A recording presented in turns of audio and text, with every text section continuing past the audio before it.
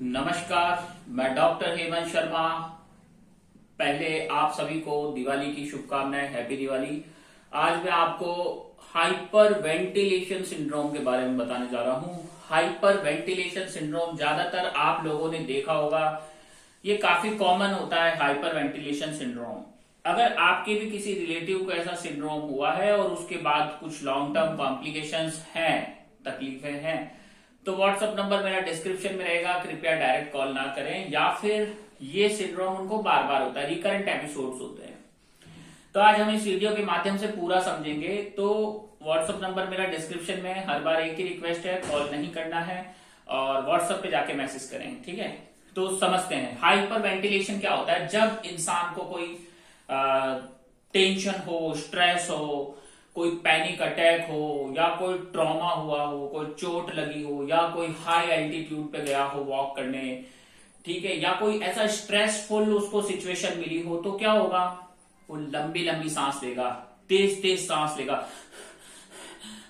जैसे athletes running के time पे हो सकता है, कोई ऊंचाई एक्सर्शनल वर्क पे हो सकता है, या कभी कोई स्ट्रेस आता है तो आदमी की सांस फूलने लगती है, लंबी लंबी सांस लेने लगता है, तेज तेज। लंबी लंबी मीन्स डीप नहीं, शॉर्ट, जल्दी जल्दी सांस लेने लगता है। इसको हम ऐसे समझ सकते हैं, वेरी फास्ट रैपिड ब्रीथिंग, जिसको हम बोलते हैं हाइपर वेंटिलेशन, ठीक है। छोटी छोटी सांसें लेना, जैसे कई तनाव में आते हैं, कई स्ट्रेस में आते हैं, कई पैनिक अटैक में आते हैं। तो उससे क्या होगा, आपकी बॉडी से आप CO2, जिसे कार्बन डाइऑक्साइड बोलते हैं, हम इनहेल करते हैं ऑक्सीजन, ये बचपन में सुना होगा, और बाहर फेंकते हैं CO2। तो जब वो छोटी छोटी बहुत रैपिड ब्रीथिंग लेने लगते हैं, हाइपर वेंटिलेट होने लगता है पेशेंट, तो क्या होगा, सारा CO2 बाहर फेंक देता है। अब CO2 बाहर फेंक देगा तो इससे हमें नुकसान क्या होगा, तो हमें ये समझना है। देखो, CO2 अगर बाहर फेंक दिए तो आपकी बॉडी में क्या होगा, हाइपोकैप्निया, मतलब CO2 का लेवल गिर जाना ब्लड के अंदर, ठीक है। तो अब ब्लड में ये लेवल गिर गया है तो उससे शरीर में थकान होगी, कमजोरी होगी, चक्कर आ सकते हैं, सर दर्द हो सकता है, छाती में दर्द हो सकता है, चेस्ट पेन, पाल्पिटेशन, धड़कनें तेज सुनाई दे सकती है, पसीना आ सकता है, ठीक है, सीवियर कार्पोपेडल स्पाज्म हो सकता है, जो कि हाइपोकैल्सीमिया के दौरान होता है, कैल्शियम का डेफिशिएंसी होने से, ठीक है, पैरास्थीसिया, ऐसा लगेगा कि पैरालिसिस आ रहा है, इस टाइप का। कॉन्शियसनेस लूज हो सकता है। आपने देखा होगा कई लेडीज रोते रोते रोते रोते बेहोश हो जाती है, कई लोग दुख में खड़े खड़े बेहोश हो जाते हैं। तो उसका कारण यही रहता है, हाइपर वेंटिलेशन सिंड्रोम।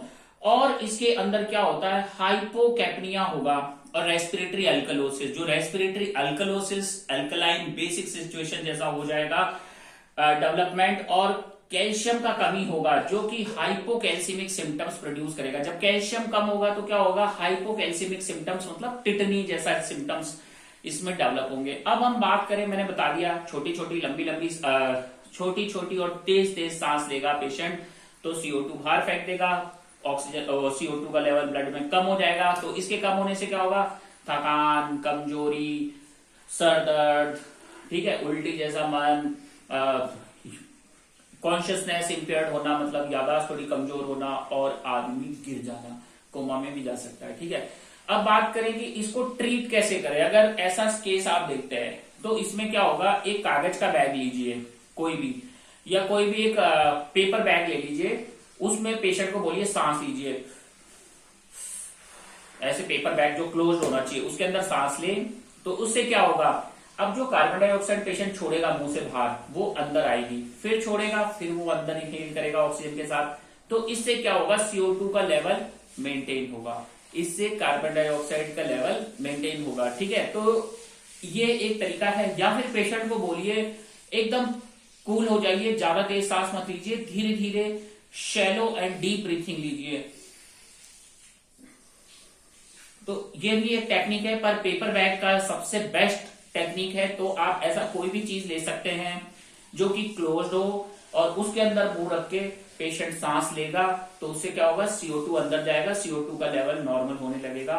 तो ये हाइपर वेंटिलेशन सिंड्रोम का ट्रीटमेंट है। अब बात करते हैं कि किसी पेशेंट को लॉन्ग टर्म, लंबे समय तक हाइपोकैप्निया में रहा, अब उसके बाद उसको long term muscle pain, nerve pain, ऐसे सिम्टम्स हो रहे हैं, तो उसका ट्रीटमेंट होता है, ठीक है।